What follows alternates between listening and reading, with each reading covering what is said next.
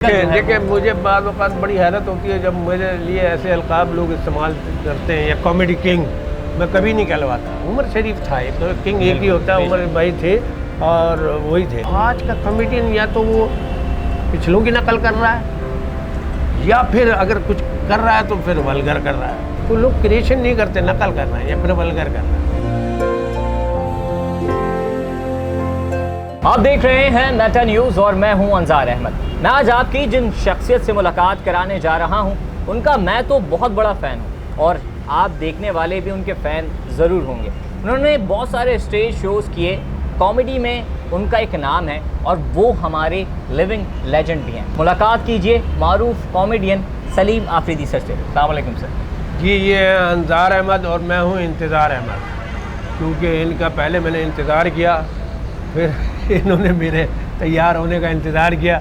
तो वेलकम अंजार, खुश रहो, आबाद रहो, तुम भी और तुम्हारा चैनल भी और तुम्हारे ऑनर भी। सर ये बताइएगा, ये आफरीदी इतने मशहूर क्यों होते हैं? नहीं, बात ये है कि आफरीदी बहुत अच्छा सवाल कर दिया तुमने।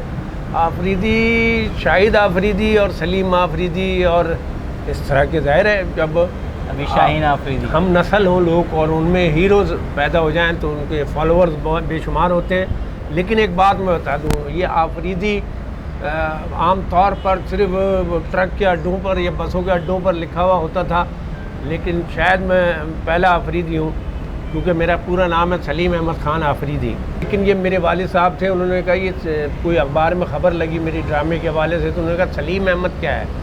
तो मेरी खुद समझ में नहीं आता सलीम अहमद लिखूँ, सलीम ख़ान लिखूँ, क्योंकि बेशुमार लोग हैं, लेकिन मेरा कुछ यूनिक होना चाहिए, ये समझ में नहीं आता। तो वालिद साहब ने समझाया कि सलीम के साथ आफरीदी लिखो।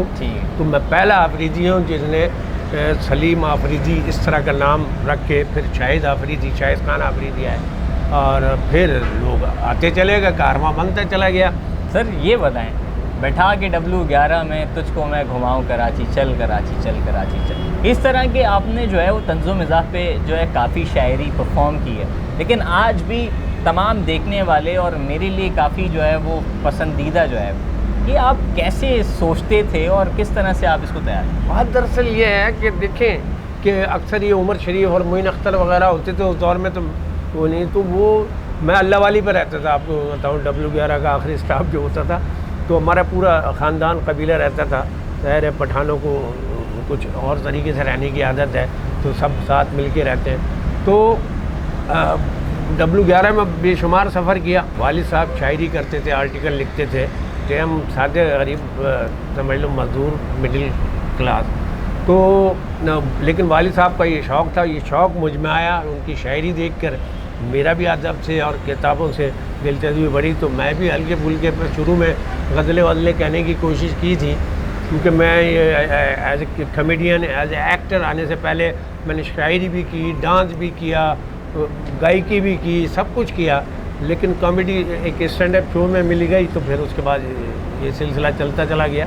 आपने लेजेंड्स के साथ काम किया है, लेकिन आपकी स्ट्रगल शायद हम में से कोई नहीं जानता। Salim Afridi as a comedian तो बहुत लोग जानते हैं, लेकिन सलीम आफरीदी का सफ़र बहुत शॉर्टली आपने इंटरव्यूज़ में बताया है कि मैं एक जगह मुझे अचानक से खड़ा किया और मैंने परफॉर्म किया, उसके बाद जो है मेरी कॉमेडी करियर शुरू हुआ। लेकिन आपकी स्ट्रगल शायद बहुत कम लोग जानते हैं, तो ज़रा बताइए। देखिए, एक तो कॉमेडी की तरफ क्यों आया, सारे शोबों से मुतालिक मालूमात हर शोबे में, क्योंकि इसमें कामयाब हो गया कि मेरी टाइमिंग, ये ख़ानदानी अब्बा मेरे बड़े अच्छे किस्सा गो थे। तो स्ट्रगल तो यूँ है कि किसी भी काम को करने से पहले मैंने इलेक्ट्रिकल अगर वायरिंग करता था, मैं मुख्तलिफ कॉन्ट्रैक्ट लेता था और खुद सुपरवाइज़र भी था, 4, 6, 8 शागिर्द हैं उसमें भी। तो वो मैंने काम फिर सीखा, पहले डिप्लोमा किया उसका, फिर उसका इलेक्ट्रिकल वायरिंग का कोर्स किया, फिर उस्ताद के साथ सीखा, 4-6 महीने में ये अलहदा बात है सीख गया। फिर मेरे शागिर्द और मेरे प्रोजेक्ट शुरू हो गए। तो काम कोई भी करे, जिस काम में पड़े तो वो पूरा करना चाहिए। अगर वो पूरा आता हो, पूरा सीखना चाहिए।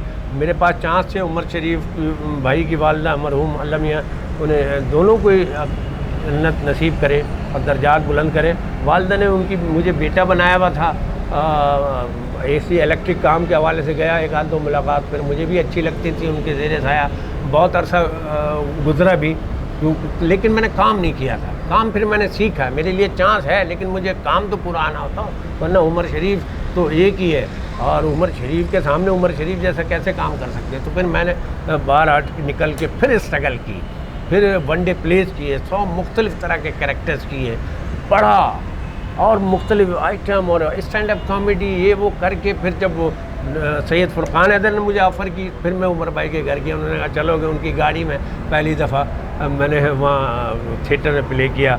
पत्नी चाचा चाची आए कराची थे, और इत्तेफाक से एक एंट्री मिली मुझे, वो उमर भाई के बाप की एंट्री थी, बाप का रोल था, और वो मैंने किया। उसमें भी माशाल्लाह 2-4 लाफ्टर लिए थे।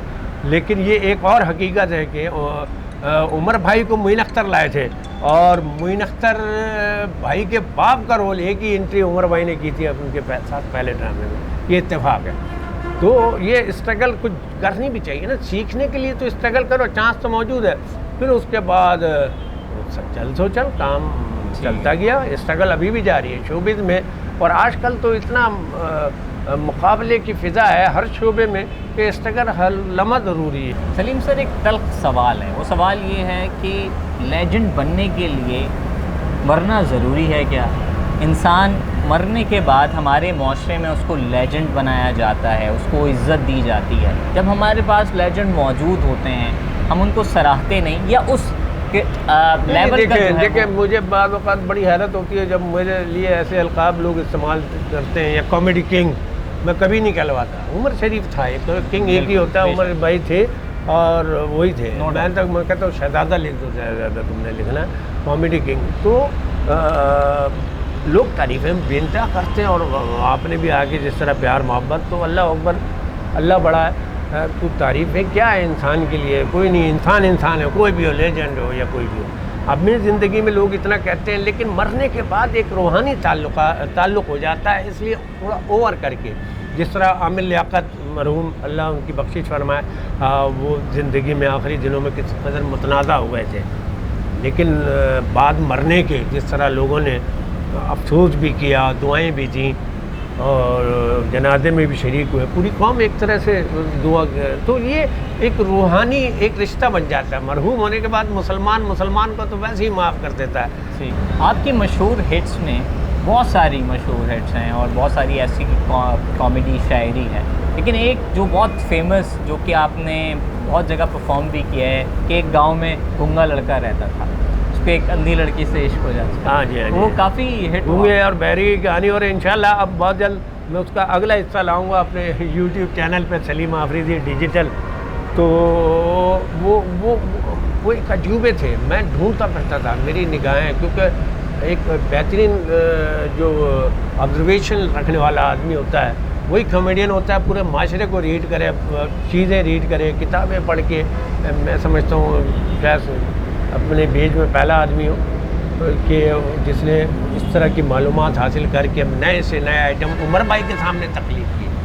असल बात ये कि उमर भाई के सामने यही तो सीखा था कि मैंने उमर भाई के सामने क्या करना है, जो उमर भाई करते हैं वो नहीं करना, क्योंकि वो तो लीजेंड है, वो बादशाह का हिस्सा है, नकल नहीं करनी, अपना कोई पहलू निकालना है। तो हर ड्रामे में, किसी ड्रामे में क्या हो रहा है निकाल दिया, किसी में काली वाली सफ़ेद वाली, सब चाइना है, तो उससे रिलेट बात करके भी मैं ये नहीं कि बस एक इस्तिलाह वो कर रही हूँ, उसका कंटेंट भी होता था, पूरा एक बैकग्राउंड होता, तो इसलिए मकबूल भी होता। आगे मुस्तकबिल में आप माशाल्लाह से, आपको लोग देखना चाहते हैं, आपको दोबारा जो है परफॉर्म करना देखना चाहते हैं। आपके मैं ख़ुद समेत यूट्यूब पे सर्च कर रहा होता हूँ, आपकी बहुत सारी तंज़ो मिज़ाह पे लिखी शायरी, आपके शोज़, तो क्या आप मुस्तकबिल में करने जा रहे हैं? जो लोगों मुस्तकबिल को छोड़े, मैं तो कहता हूँ आप सलीम आफरीदी डिजिटल को अभी से लाइक कर लीजिए, उसको फॉलो कर लीजिए, सब्सक्राइब कर लीजिए, क्योंकि बहुत जल्द मैं एक बड़ा शो लेके अपने चैनल पे सोशल मीडिया और यूट्यूब फेसबुक के थ्रू